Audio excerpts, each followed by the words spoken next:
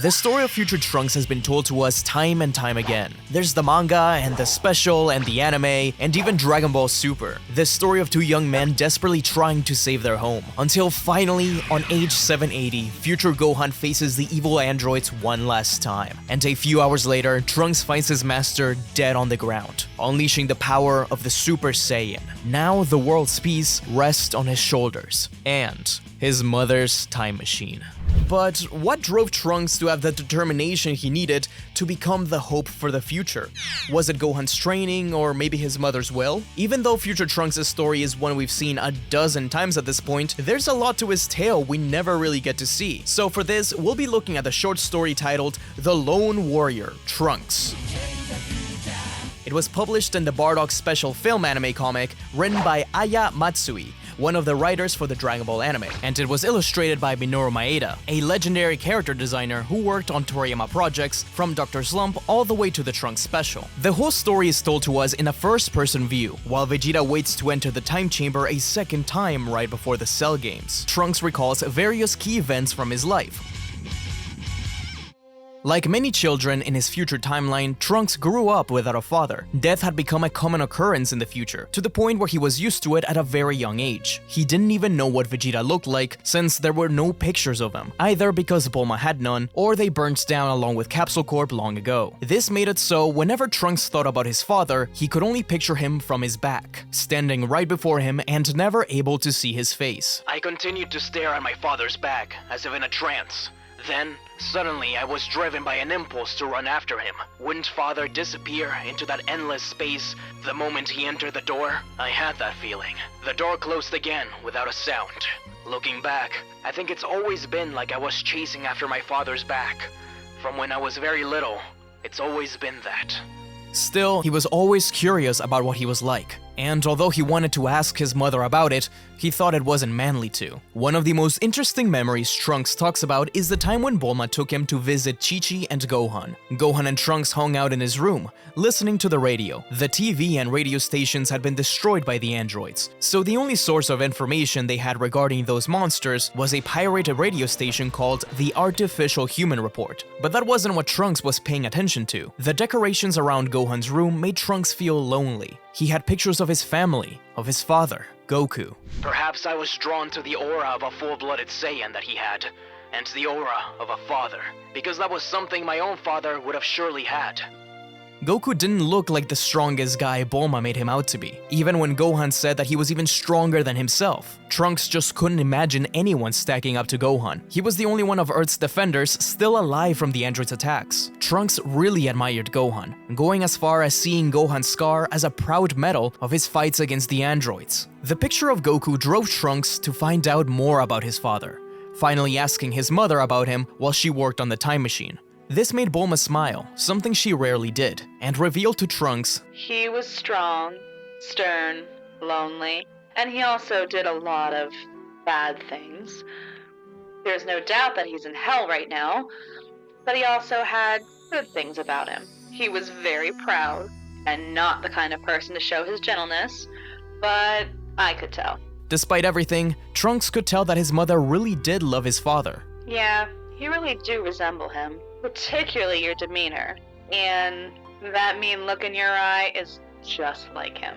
But don't worry, you're a lot more handsome than he was. Trunks also gives us a deeper insight into how he viewed his mother, seeing her as an incredibly strong woman in her own right, with Trunks recalling a time when a rich man had visited his mother wearing a power suit he used to defend himself against the androids. He wanted to fund the time machine research, but his goodwill was all a facade. In reality, he wanted to use the time machine to escape this timeline with Bulma and leave the rest of humanity in ruins. In response, Bulma sent him flying away with a single punch. Living in this future had forced Bulma to get in really good shape. She knew more than anyone else that humanity didn't need money, it needed the strength to fight. Trunks saw his mother as having an incredibly strong will, and he knew that his father must have been amazing to win her heart. I both yearned for and was fearful of the father who I had never met. From that time onward, my father became my goal. Though it was only in my imagination, the image of my father that appeared when I closed my eyes was always from behind for some reason. Every time, he would always be standing straight up and never look back, only wishing to become strong. Father advanced forward and forward. As years passed and Trunks trained with Gohan, his goal became reaching his father. He was convinced that once he caught up to him and saw his face, he'd be able to finally defeat the androids. But the more he tried, the more he felt his father was leaving him behind. One day, he told Gohan this very secret. Trunks thought it was silly, but Gohan didn't laugh. He completely understood. In fact, he made his own orange gi to look like his father, but he also knows that he hasn't caught up to his father yet. Sadly, that same night, the androids attacked. Gohan knocked out Trunks, and by the time he woke up, it was all over. The moment I saw Gohan's corpse lying stretched out in a pool of blood, screams, anger, frustration, and tears swelled up in my body like a surging wave. That instant, fire ran up my body. My muscles trembled and my blood vessels burned. When it felt like all my blood exploded at once, I became a Super Saiyan for the first time. The screams of those attacked by 17 and 18 echoed in my mind, but I repressed my impatient heart and absorbed myself in training. I could only think about becoming strong, becoming strong, becoming strong. Oddly, when I began training on my own, I felt that the distance between my and the image of my father that floated in my mind shrunk immensely. I took this as proof that I was doubtlessly doing things correctly. From the day Gohan died, Trunks couldn't smile. In fact, he thought he might never smile again. Eventually, Bulma finished the time machine. Trunks tried to fight the androids one last time on his own, only to be defeated. But this recklessness made Bulma see even more of Vegeta and her son. After recovering, their plan was set into motion, 20 years into the past, to give Goku the heart medicine. Before taking off, wishing for my journey's success, I wrote hope on the time machine. This was the hope from Gohan's words, the last hope.